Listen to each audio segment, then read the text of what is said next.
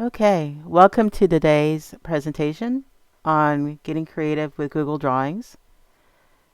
If you need a copy of today's presentation, it can be found at the following URL. What we are going to go over is a little bit about Google Drawings. You can use it for collaboration, to create flowcharts, organization charts, website wireframes, mind maps, concept maps, and other types of diagrams.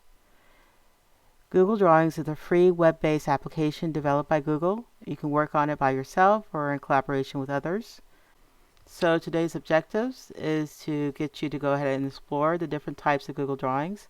To create a Google Drawing, insert shapes, images, text, lines, add charts, word art, and other active links.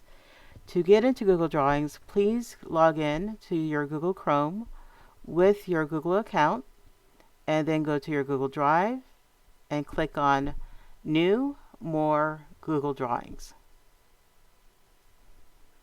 So I have 10 plus ideals that we can go through together. So to get started, there's 3 ways that we're going to approach this. First is a demonstration that I'll have for myself. Second is a way for you to go ahead and make a copy and work on your own. And third is the opportunity for you to work with groups inside the same document.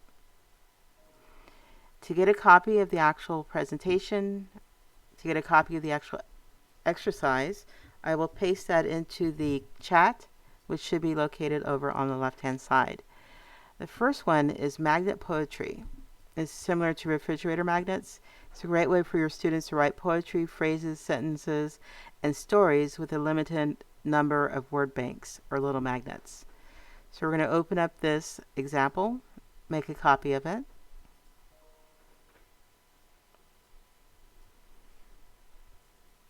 And inside here you can see a picture that resembles a refrigerator. So you just click and drag and move over the magnets so that you can make a poem.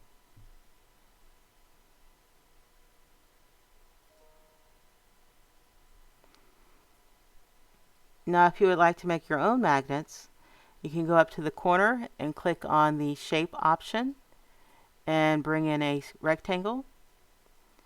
Then you can right click on top of the rectangle and insert or edit text.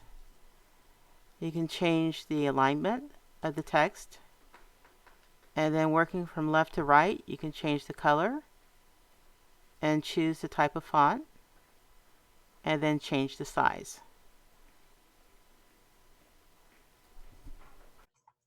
Okay, so these are diagrams. You've probably seen these hundreds and hundreds of times, but what we want to do is give the students the ability to create their own. Ownership of a concept means that you're invested in learning. So I'm pasting this copy in here for you to see. So I'm going into the diagram copy that I made for you guys. The main reason behind this one is that I would like for you to make sure that you understand transparency. So with a Venn diagram, it's really cool when you can see the color of the other object or shape underneath. So I have these 2 colors, and I would like to have the green kind of show the blue underneath. So that way when I have the Venn diagram meeting, I can see the relationship between them.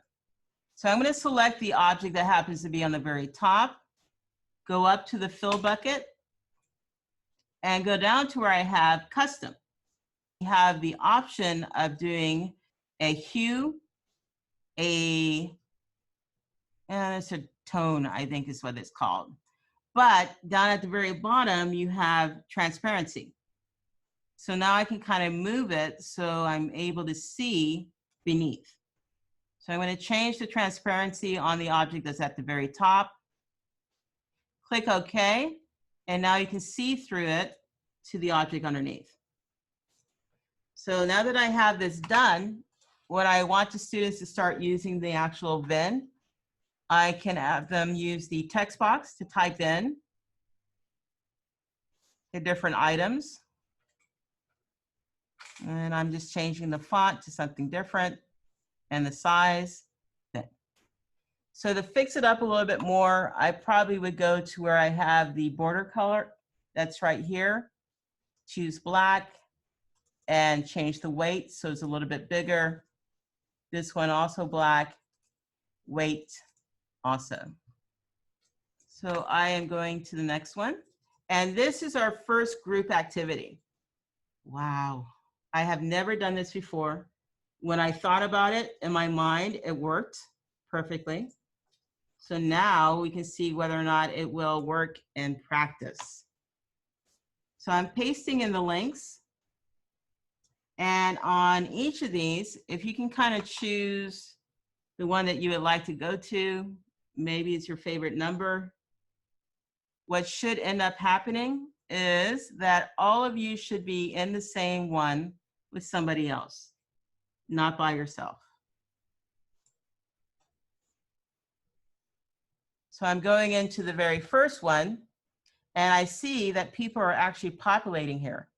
Wow, it's working. That's working.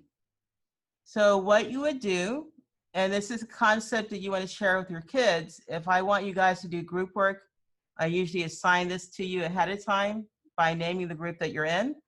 But since we're using a Google tool or app, it is possible for all of you to be in the same document at the same time. So setting this up, the first thing I did is I did, once again, the image search that Google has built in. So this kind of keeps your students from wandering around and wandering away from you. So I can search for tree and then pick any of these images to be the background to the actual drawing. Now the items that you see over on top happen to be shapes. So I'm going to click on the shape option.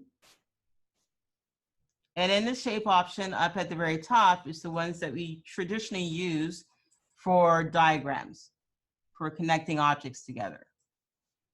So by clicking on rounded rectangle, and then you see that you have the crosshair, I now click and drag to make the actual shape itself.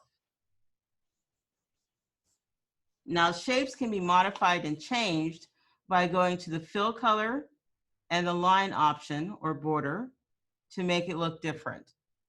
But in the case of the one that we have here, my purpose is to show you exactly how to connect these to each other, okay? So the power that's behind family trees or organizational charts, which essentially is what this is, the fact that you can show to the viewer exactly how items are connected. So in the case of this one that's here, and the one that might be next to them, I can click on the option, line, to click and drag and make a line that connects the two. And I can choose the actual type of line it happens to be. Okay.